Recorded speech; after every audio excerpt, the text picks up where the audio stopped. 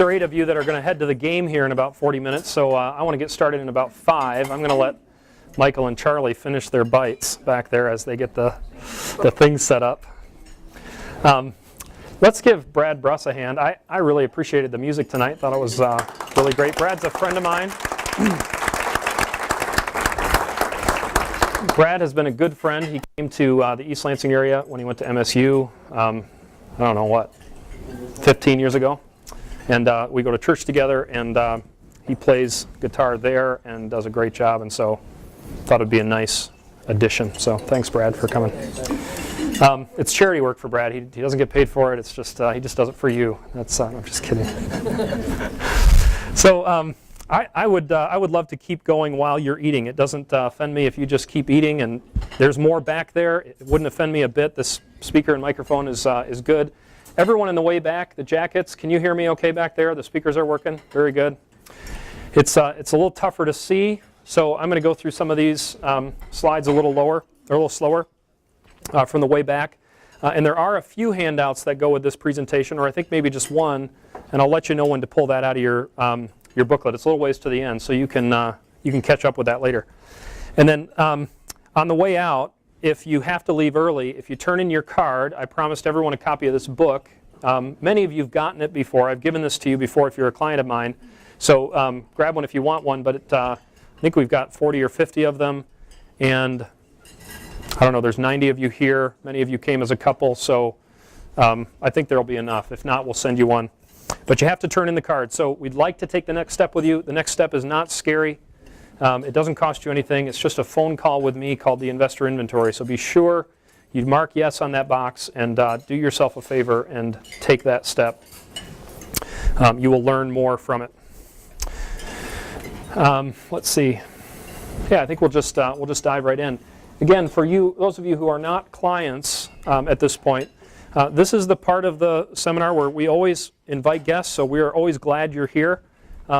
And in one sense, it's for you to watch, but it's education for my clients. If you paid attention in the first section, you recognize that I think investors and investment managers and their lack of information and their lack of knowledge about how things really work is we can be our own worst enemy with respect to investing. And so a very strong commitment that we have at Cornerstone Wealth Partners is to provide something quarterly that we would like to expect our clients to attend. We're glad you're here. I can say that to you. If you're watching on the video later, which this will be on video, you are expected to attend these 3 or 4 times a year if you can, because I firmly believe that there will come a time when your emotions of either greed or your emotions of fear with respect to your retirement and your funds will potentially get the best of you. And what we're doing now is we're feeding into your ability to be disciplined when the time comes that you will need to be disciplined. And we can't do that in a moment when that emotion comes. We have to do it in advance. So that's what we're doing here before you need the information. This one is called Getting Income from a Portfolio.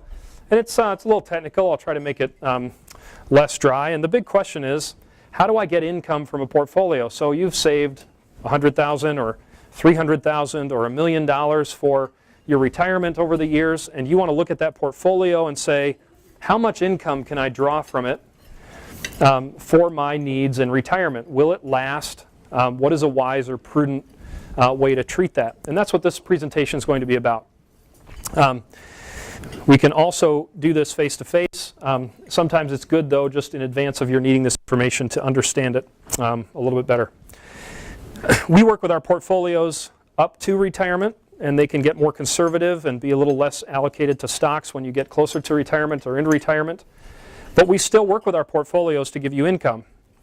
Many financial planners at the stage of retirement will start to sell products or start to sell systems different than the system that you used to accumulate the money. And the system that accumulates the most money, frankly, is the system that will give you the most income in retirement as well. And so we work with our portfolios. But here are 4 scenarios that investment people use, that financial planners use all the time. Bonds or laddering, you've heard of that as CDs laddering. Dividends and interest, just living on the dividends and interest from your retirement accounts. Annuities are often used and sold, and then there's a bucket strategy. I'm just going to go through these quickly, and then I'll cast them in the end against just taking income from your portfolio and how you can make that work for your benefit. All right, so bonds and laddering first. Most of you have probably thought of or heard of people taking out a CD that matures in a year, and then they take out a CD that matures in 2 years, and then they take one out that matures in 3 years, and they're guaranteed then, right, to have a CD maturing every year. And the ones that are a little longer generally get a little better rate of return. And this bonds or CDs laddering is one method that people use to retire. It's called a multi-maturity investment strategy. You purchase the bond with maturity dates for your future income needs, and you match the income and cash flow needs with the maturity dates of those bonds. The reasoning behind it is it eliminates the fear of the unknown. You always have a CD or a bond maturing every year.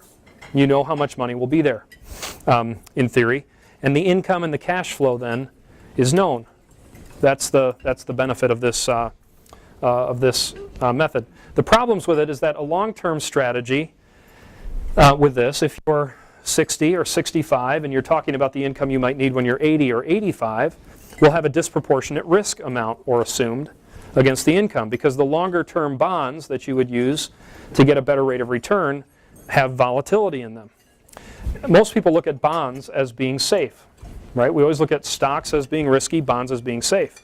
But we've been through the 80s, we've been through the year 2000 and the whole housing tech bubble. The long-term bonds have gotten negative returns, 14% negative returns in 2009.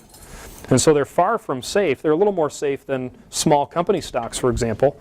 But as you look at the longer term, and as you go out, you see the 1-month treasury bills, the shortest term bonds, and then 6 or 1-year bonds, they're paying 5.5 to 6.5.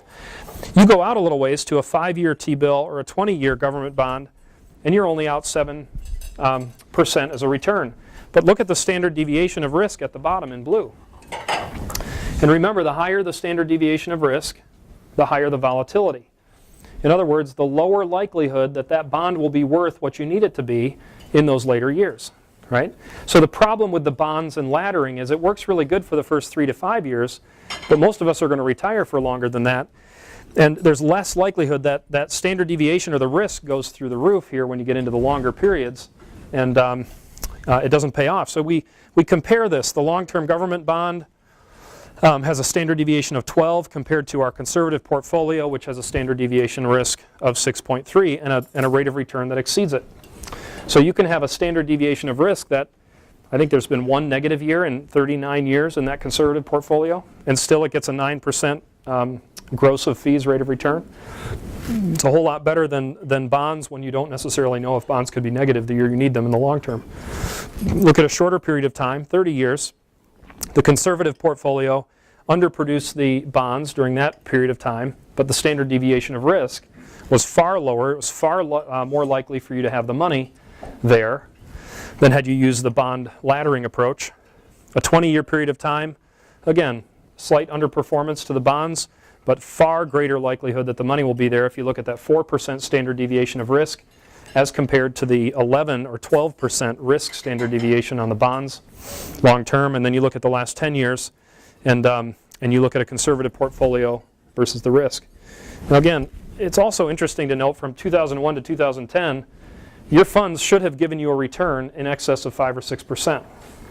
Many of the folks that I'm meeting right now have not enjoyed that over the past 20 years or 10 years. All they remember is the tech bubble in the early 2000s and then 2008, and they're right back where they started in 99. No, you should have pretty much doubled money during the last 10-year period of time, just about. And you should have done it with a lot less risk and volatility that had to have been there. Now, if you were younger and you used a lot of volatile accounts, you would have been a lot bumpier a ride, but you still would have had a good return over the long term. So there's also reinvestment risk. After one of these bonds might mature in 7 years, you've got to put something back away out of it again. The whole CD laddering thing worked very well in the 80s when you could get a CD for, 14% guaranteed payout over 5 years. But when someone put that together in 89 and they put a 5-year bond away in 89 at 14% or 87, by the time that matured and they had some of that money to put away again, in the 90s, it wasn't paying nearly as much again. And so it's that longer term risk on the bonds laddering that really doesn't meet the returns needed for a long-term retirement. So you need to make sure you have enough assets to cover your lifetime strategy. And it begs the question, what is the role of fixed income? What is the role of these short-term bonds? And the only role that they play is risk reduction. We know we want to be in the stock market, but a 75-year-old couple that doesn't have a pension and is looking at that $600,000 or that $500,000 as their income source, they can't be in the stock market 100%. They need to be diversified, most likely 75% into fixed income, where they can still get that 9% expected rate of return, and they can enjoy a lot less volatility along the way. So risk reduction is the reason that we use fixed income. It's not for return. The second one I'll go through is annuities. This is probably the most commonly sold product to someone who is nearing or approaching retirement. I always say, and we've got a form, if on your card, if you want a couple of white papers on annuities, I've got 2 good white papers we'll email to you later. Just write on your card, annuity white papers, and I'll email them to you. One of them makes the case that annuities are rarely purchased, but they're often sold. Little play on words. An annuity is not necessarily something you're going into the financial planning office looking for. You're looking for a guarantee, right? And you're sold an annuity because an annuity is the only thing that can provide a guarantee. But the problem with an annuity is it guarantees you 2 things. It guarantees you that your income won't go down, and it pretty well flat out guarantees you it'll never go up. So annuities, they're based on income, interest rates, annuity options, and your age. Principal guarantees and death benefits are talked about and put in at a variety of levels. And there are a bunch of rider options. You can have a death benefit, you can have